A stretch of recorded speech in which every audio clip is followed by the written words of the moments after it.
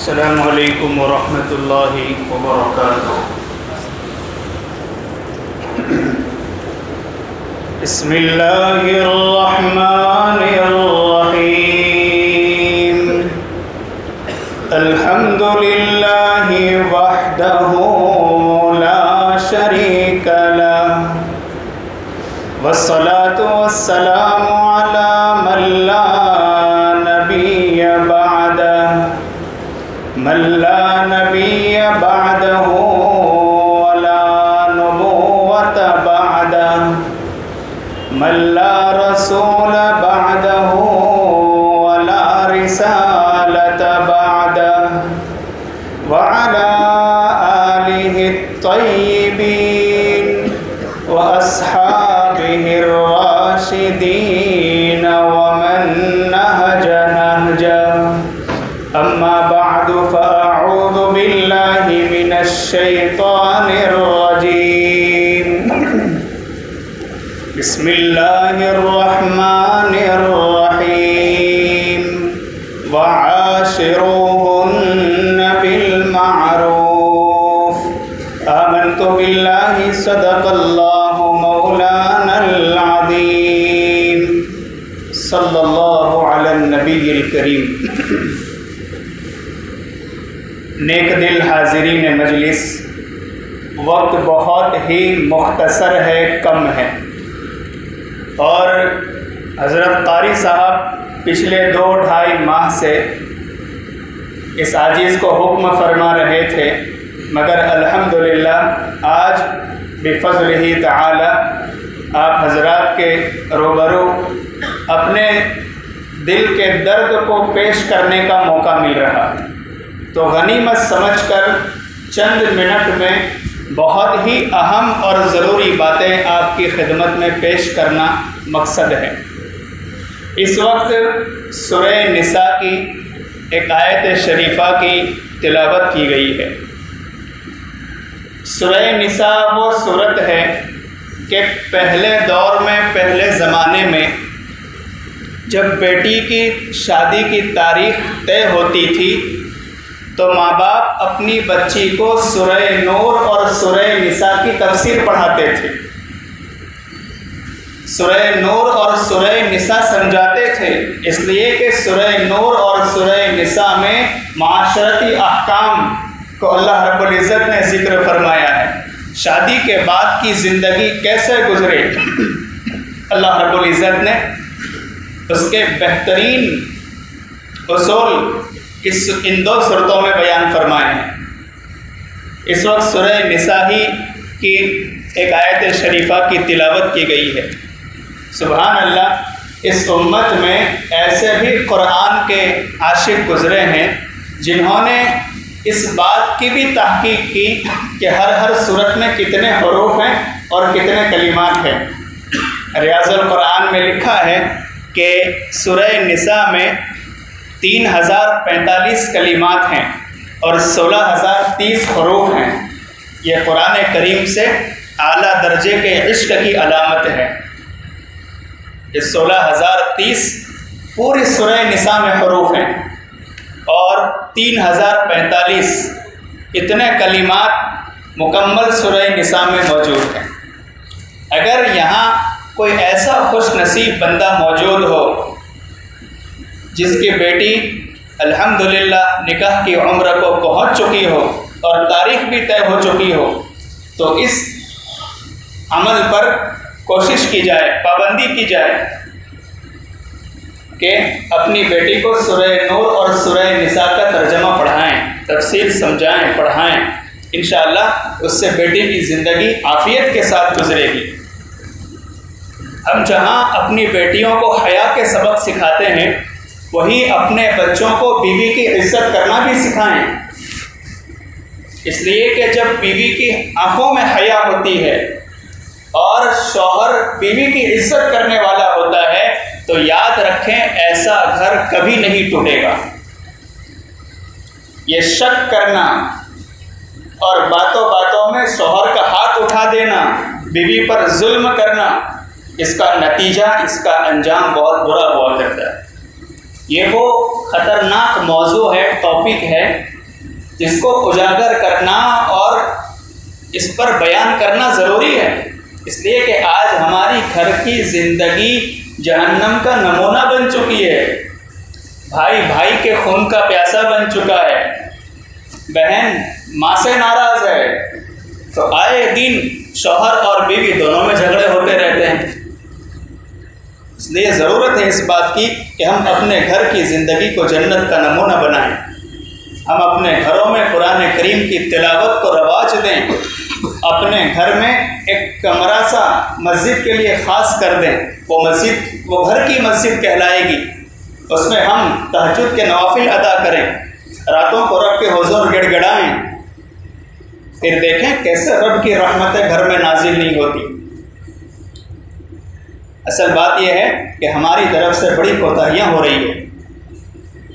میرے پیارو، جس بیوی نے نکاح کے 2 جملے سن کر جی قبول کیا، نکاح کے صرف 2 جملے سن کر جس بیٹی نے اپنی ماں کی شفقتیں قربان کر دی، جس بیٹی نے اپنے بھائی کی اور اپنے باپ کی محبتوں کو نچھاور کر دیا اور شوہر کے ساتھ چلی آئی، تو یہ تو اس کی بہت بڑی قربانی ہے، یہ تو اس کا ایک پاور ہے، تو وہ طاقتور کہلائی۔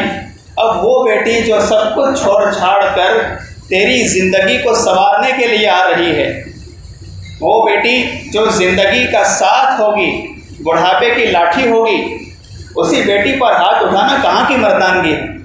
بات سمجھ میں آ رہی؟ اس بیٹی کو گالیاں دینا، بات بات میں اس بیٹی کو تانے دینا، یہ کہاں کی مردانگی؟ اس لیے ضرورت ہے اس بات کی کہ ہم اپنے گھر کی زندگی کو جنت کا نمونہ بنائیں۔ اس آیت کریمہ میں اللہ رب العزت نے کیا پیارا اصول بیان فرمایا، بلکہ یوں سمجھیے یہ اللہ تعالیٰ کی طرف سے عورتوں کے حق میں مردوں کو سفارش کی جا رہی ہے کہ او میرے مومن بندو وعاشروہن بالمعروف، اپنی بیویوں کے ساتھ، میری بندیوں کے ساتھ بہترین سلوک کرو، گڈ بیہیو کرو، وہ بھی کسی کی بیٹی ہے، وہ بھی کسی کی بہن ہے، سب کچھ چھوڑ چھاڑ کر تیرے گھر کو بسانے کے لیے آئی ہے، تیری ذمہ داری یہ ہے کہ تیری طرف سے اس کے حقوق میں کوتاہی نہ ہو۔ وعاشروہن بالمعروف، شوہر کی طرف سے عام طور پر 2 بڑی کوتاہیاں ہوتی ہیں جس کے سبب گھر ٹوٹ جایا کرتے ہیں۔ نمبر 1، شوہر اپنے بیوی کو وہ وقت نہیں دے پاتا جتنے وقت کی چاہت بیوی کی ہوتی ہے۔ دوستوں کے لیے وقت ہے جی، موبائل پر گھنٹے گزار دیں گے، اگر اتنا ہی وقت ہم اپنے بیوی کو دیں، ان کے جذبات کی رعایت کریں، تو وہ گھر پھر جنت کا نمونہ بنے گا۔ کتنی محبتوں کے ساتھ دونوں کی زندگی گزر بسر ہوگی۔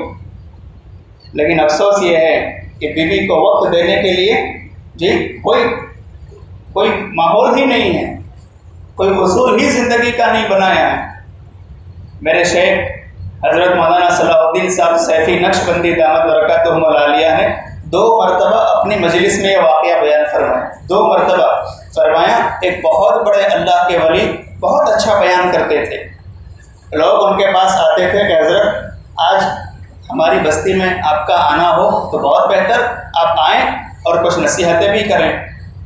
حضرت فرماتے تھے کہ دیکھو بیٹا، یہ رات کا وقت ہے اور رات کا وقت تمہاری خالہ یعنی ہماری بیوی کا ہے، ہم پہلے ان سے اجازت لے لیتے ہیں، اگر وہ اجازت دے دیں تو انشاءاللہ میں ضرور حاضر ہو جاؤں گا۔ اللہ اکبر، ایسے اللہ کے ولی ہوا کرتے تھے۔ جو بیوی شوہر کو ناراض کر دے وہ کبھی ولیہ نہیں بن سکتی، اسی طرح جو شوہر بیوی کو مارے، بیوی کے حقوق ادا نہ کرے، وہ کبھی اللہ کا ولی نہیں بن سکتا۔ تو یاد رکھیں کہ حقوق العباد میں سے ہیں، یہ بندوں کے حقوق میں سے ہیں۔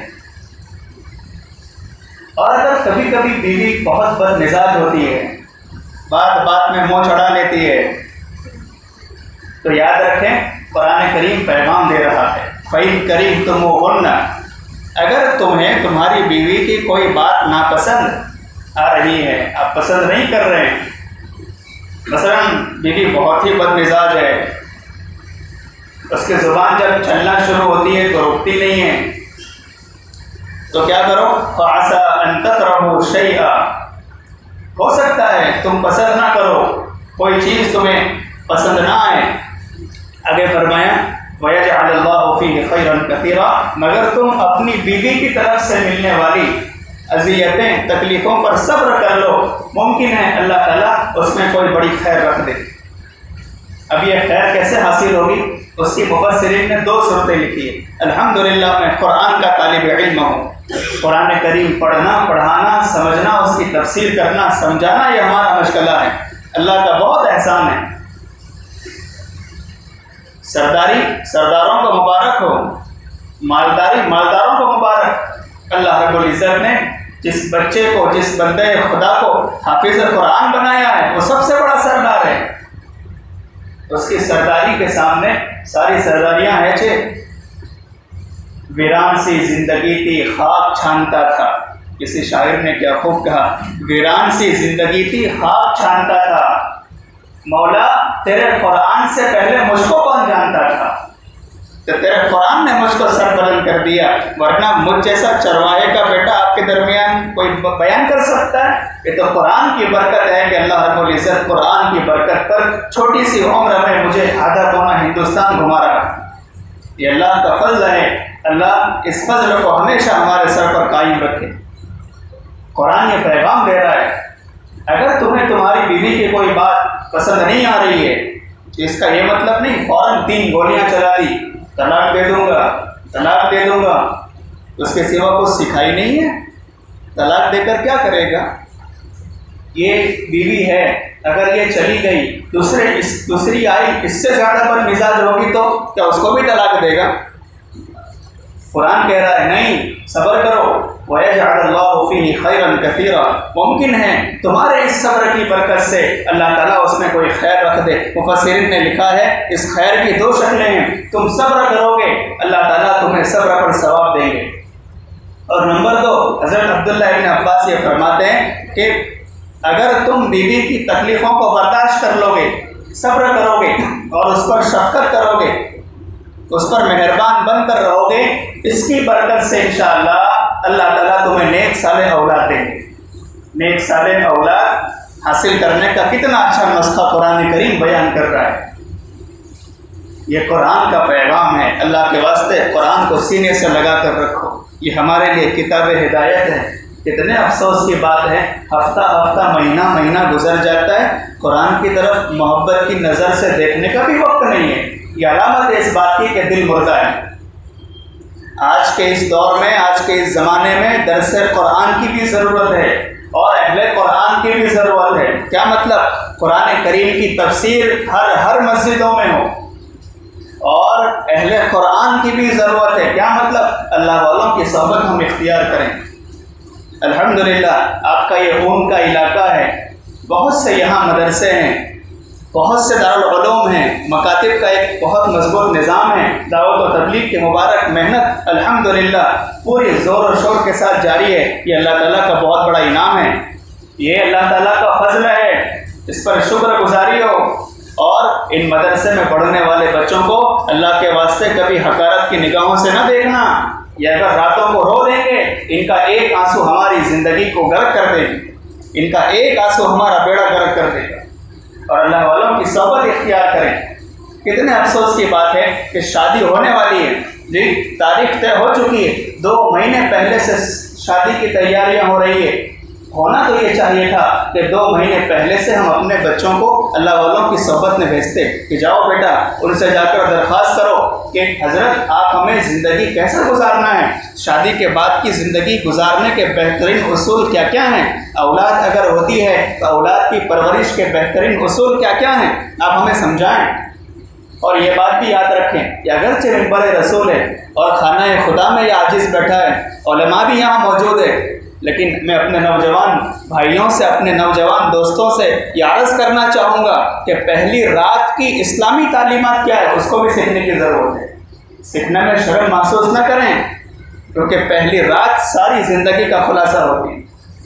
ہمارے حضرت یہ فرماتے ہیں کہ اگر پہلی رات ہے تو اپنی بیوی کو سمجھائیں کہ گھر کا ماحول کیسا ہے، والدہ کا، امی کا، ابا کا مزاج کیسا ہے، گھر میں لوگ کیسے رہتے ہیں جی، اور اس وقت یہ عہد کرے کہ پیاری چاہے زندگی کیسی ہی گزرے لیکن ساتھ میں گزاریں گے، کبھی طلاق کی نوبت نہیں آئے گی۔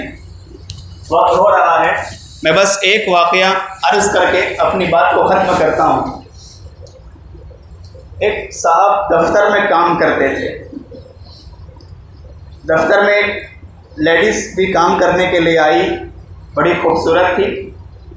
اب اس بندے خدا کے دل میں اس کی محبت بیٹھ گئی، اور حالانکہ اس کی شادی ہوئے 25 سال گزر چکے تھے، آلریڈی اس کی ایک بیوی موجود ہے۔ اب جب محبت بیٹھی تو اس نے سوچا کہ پہلے بیوی کو طلاق دیں پھر اس سے نکاح کریں، نوجوان ہے۔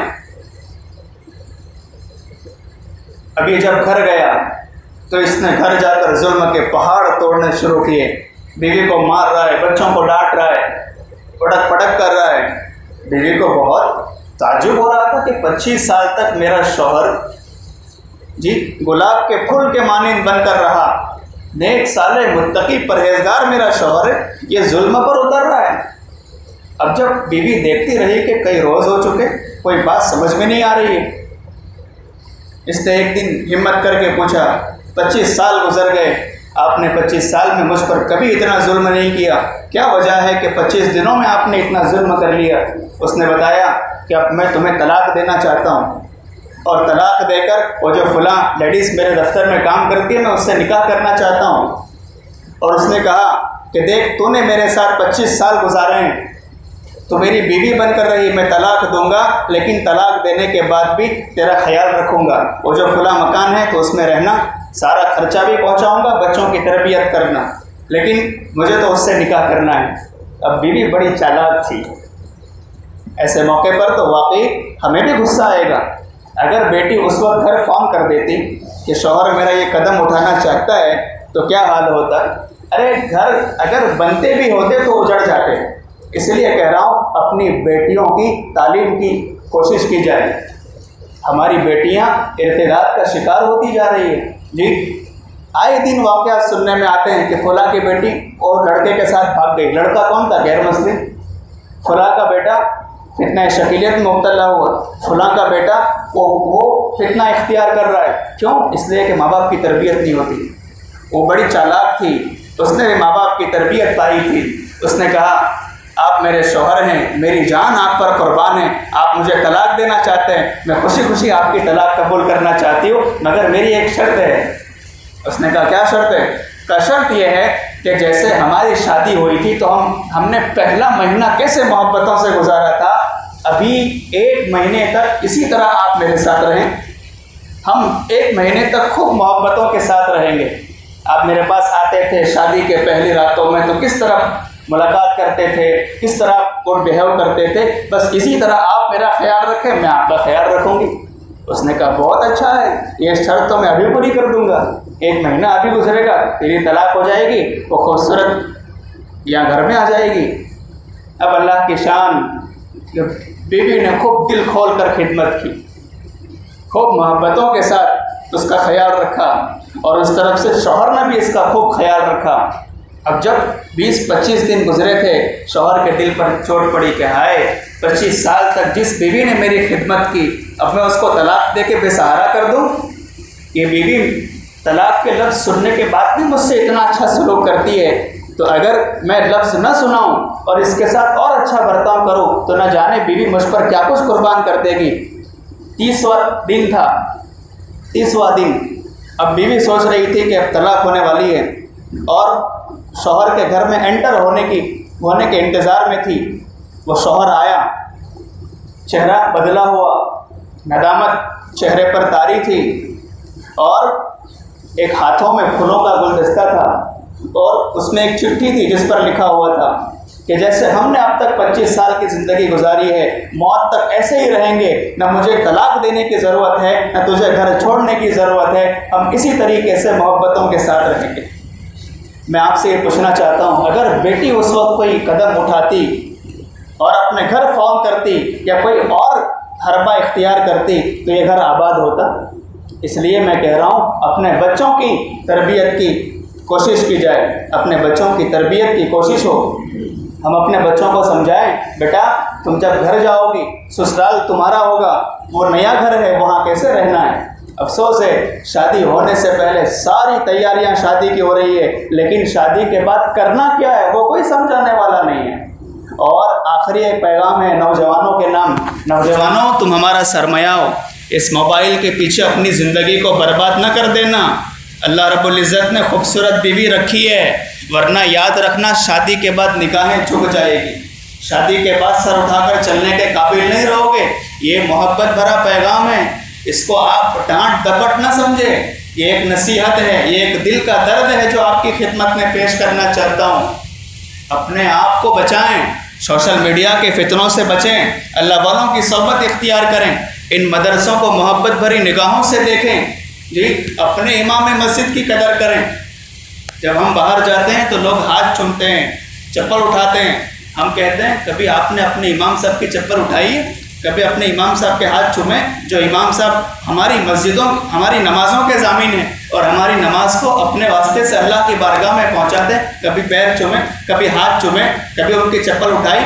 تو اپنے علماء کی عزت کریں اور اپنی بیٹیوں کے ساتھ بیٹوں کے ساتھ بہترین سلوک کر کے انہیں زندگی گزارنے کے اچھے سے اچھے طریقے بتائیں، اللہ والوں کی صحبت میں بھیجیں تاکہ ہمارے بچوں کی گھر کی زندگی جنت کا نمونہ بن سکے۔ یہ وقت کی اہم ترین ضرورت ہے، سمجھنے والوں کے لیے اس میں بہت کچھ ہے، اور جو نہ سمجھنا چاہے تو ہم ان کو کچھ کہہ نہیں سکتے، وہ اپنی زندگی اپنے ہاتھوں برباد کر رہے ہیں۔ اللہ تعالیٰ سے دعا ہے کہ اللہ رب العزت ہم تمام کی شادی کے بعد والی زندگی کو عافیت والی زندگی بنائیں، اور بیوی بچوں کے حقوق کی پوری ادائیگی، اور اللہ رب العزت اپنے مقبول و محبوب بندوں میں ہمیں شامل فرمائیں۔ آمین۔ وآخر دعوانا ان الحمد للہ رب العالمین۔ السلام علیکم ورحمۃ اللہ وبرکاتہ۔